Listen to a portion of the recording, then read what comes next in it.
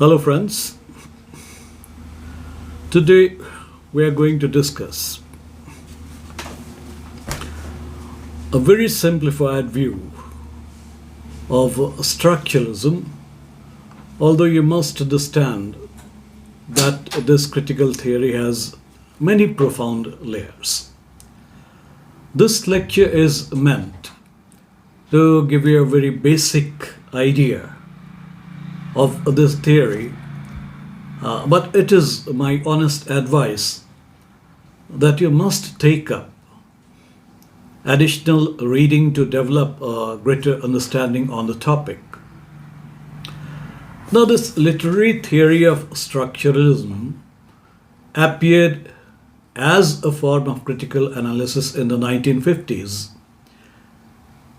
but its roots can be traced back to the first and the second decade of the 20th century.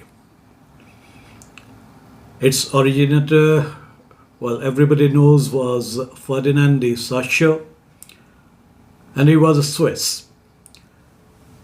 The work attributed to him is Course in General Linguistics, but the remarkable fact is that he himself never got it published.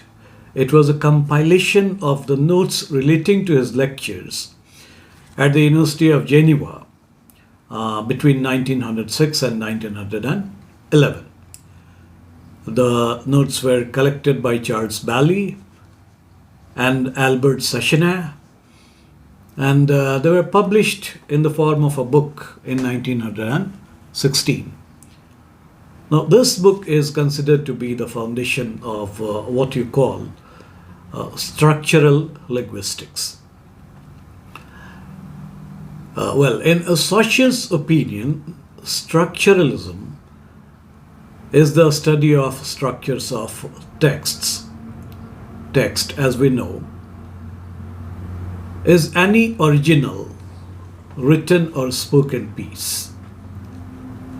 Even films, novels, dramas, poems, political speeches, and sports can be treated as texts. Saussure emphasizes that for a structural analysis of the text, special attention must be paid to the rules that govern its textual elements. Now, structuralism takes off from the premises that the world is organized as structures, from the biggest to the smallest. Like a molecule has a structure, an atom has a structure, and even this immense, maybe unlimited universe also has got a structure. And the Merriam-Webster dictionary defines structure as something arranged in a definite pattern of organization. Structures are forms made up of units that are set in a specific order. These units follow given rules in the way they are organized or related to each other. To understand it, we can take the example of the human face. If you look at your face, you find that it is made up of different units, like a nose, a mouth, eyes, ears, forehead, cheeks, chin, and etc. Each of these units has a specific place in relation to the other units and accordingly an assigned function. If any of the units in the systematic order is not in its place, well, The resulting structure cannot be called a normal human face. Likewise, a nation is also a structure. It is composed of different components like society, judiciary, executive, legislative, and etc. etc. In the same manner, society is made up of components like groups of people, then a feeling of oneness, social institutions, economic institutions, and culture is also one of the units of society. Let's extend this analysis by moving ahead to culture. The structure of culture includes both literary and non-literary forms such as literature, cinema, television, myths, and also traditions. Meaning inside culture is created when we recognize the procedure and the rules that connect myth, literary texts, and social behavior. Taking this notion forward or the analogy forward, we see that literature is another structure that is posited within culture. So, moving down this ladder of structures or moving ahead on this passage of structures, we see that literature consists of the genres or units of drama, poetry, and prose. Further down, a poem in the genre of poetry is set within the arrangement of literature in the manner also the novel and the drama are. In order to understand the special features of a poem, we need not only to relate to other forms of literature, but also the individual units that are parts of the poem. So let's try to understand how units are organized inside of a poem. A poem is a structure formed by various units such as sounds, phrases, pauses, literary devices, punctuations, words, and each unit is connected to every other unit in the poem in one way or another. The poem is the sum result of all these units put together in a precise order. If we want to understand the poem and its meaning, we need to comprehend all the parts together and then understand how the images generated by the words relate with the rhyme scheme, the sounds, the phrases, the pauses, the punctuation, and etc. The meaning of the text of a poem cannot be understood if we deal with only one of its units. To get it, we have to understand not only the individual units, but also the link between them. A word in a poem makes sense because of its specific location in the poem and its relationship with the other words, images, and sounds in the poem.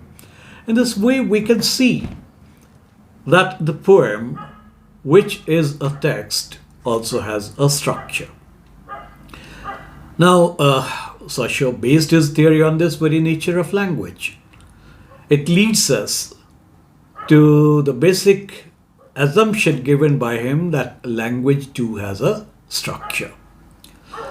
Another important assumption by him is that the words in the structure of a text can have meaning in two ways. One is diachronic and the other one is synchronic. Diachronic means how changes occur through time in the meaning of a word.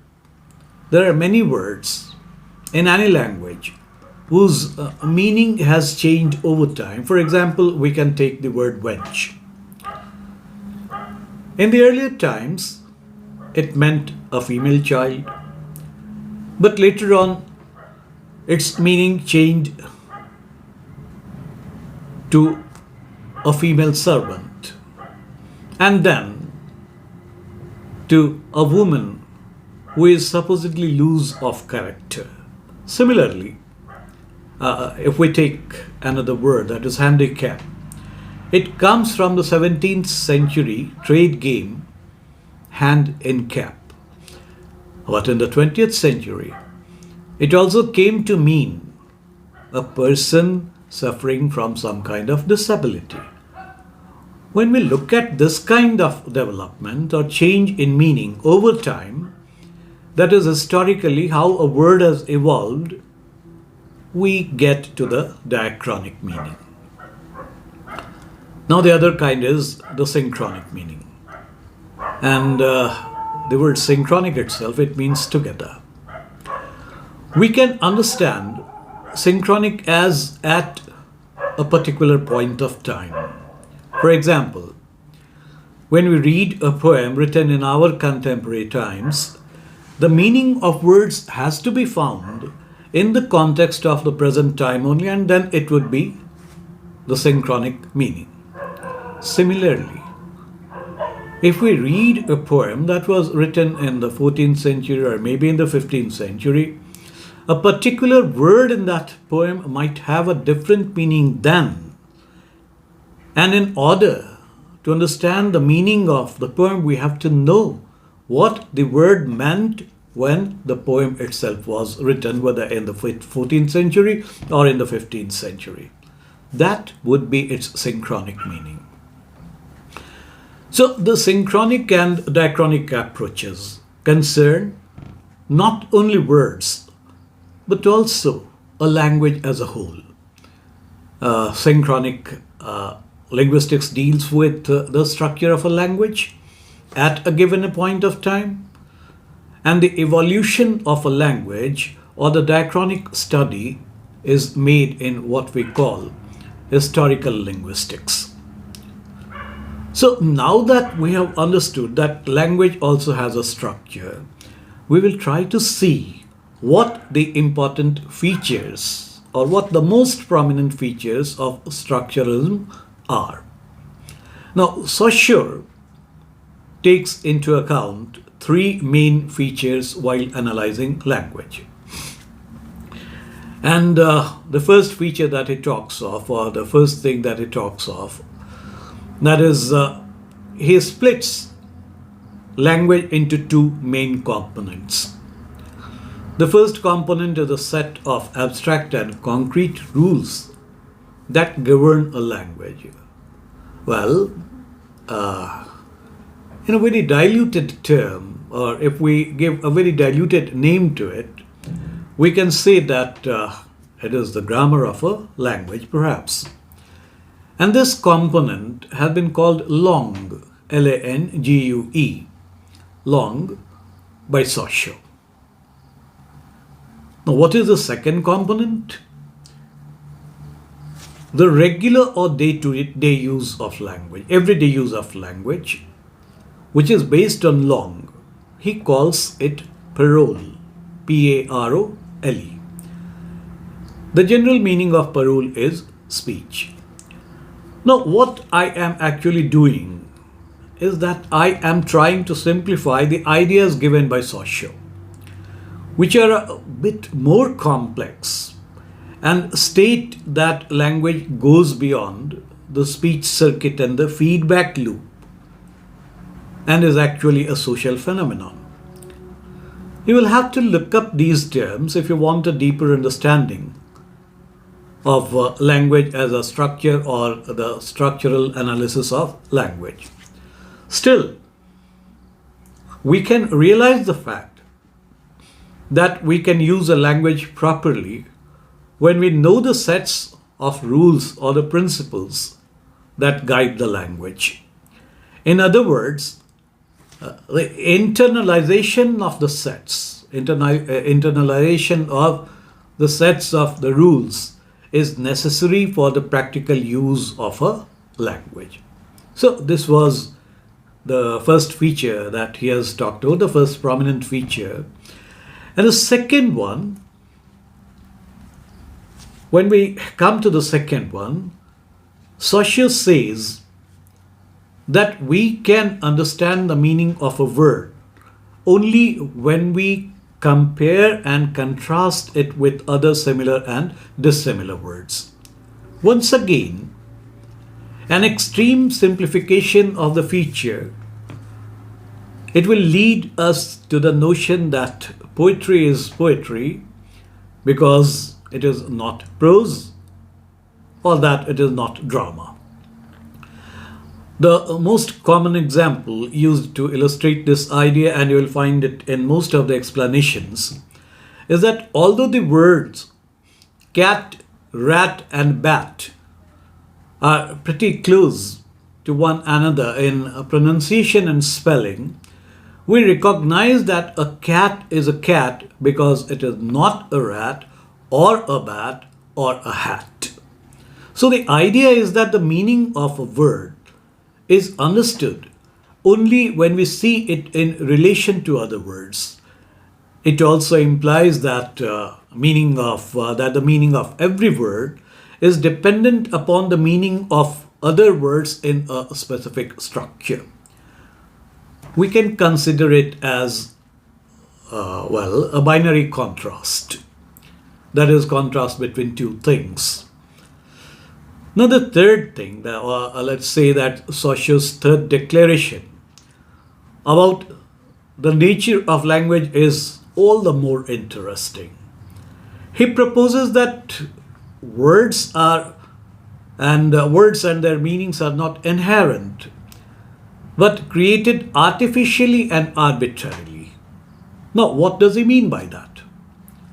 So let us take up an example. Why do we call a cat a cat? If it were natural, it would have been called cat in all the languages of this world. But it is called billi in Hindi, kushka in Russian, and majara in Sanskrit.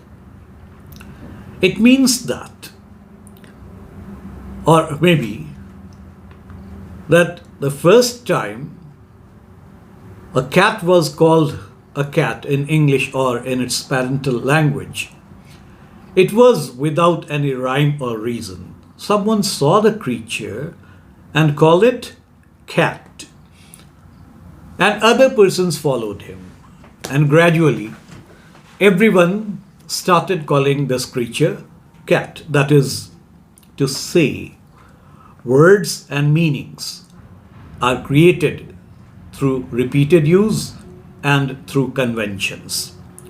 Now this brings us to the final equation given by Saussure. That is, sign is equal to signifier plus signifier. If we take the word cat, it is actually a signifier. The moment the word cat is spoken, the image of a cat comes in the mind of the listeners. This image or concept is what Saussure calls signified. So, the signifier and the signified, when they come together, they present the sign. And Saussure further proposes that sound is the material manifestation of an abstract idea. Now look here, a material manifestation of an abstract idea. That is the concept that is in the mind, that is abstract. But when we speak that word, we can sense it, or we can understand it through our senses, and that is why speaking a word or the sound is material manifestation. Words, thus we can say, are signs. And when spoken or written, they become the signifier and they take us to the signified. So, this is a very simplistic explanation of a very complex theory given by Saussure. And let us try to recapitulate what we have learned so far for an understanding of structuralism. Number one, language has a structure. Number two, words have both diachronic and synchronic meanings. Number three, language has two components, long and parole. Number four, meaning of words is generated through relations with other words in a specific structure. Number five, words and their meanings are arbitrary. And number six, a word is a sign that is composed of the signifier and the signifier. So if you want to acquire a deeper knowledge of structuralism, you will also have to study the certain other critical theories given by critics like Roman Jakobson, Peirce, and Grimas. Theories such as Russian formal, what is called Russian formalism. You also have to learn about the Prague School. You have to learn about semiotics, and perhaps also about structuralist narratology, and quite a few other things. So I hope that you have a clearer picture of structuralism in your mind. So thank you very much.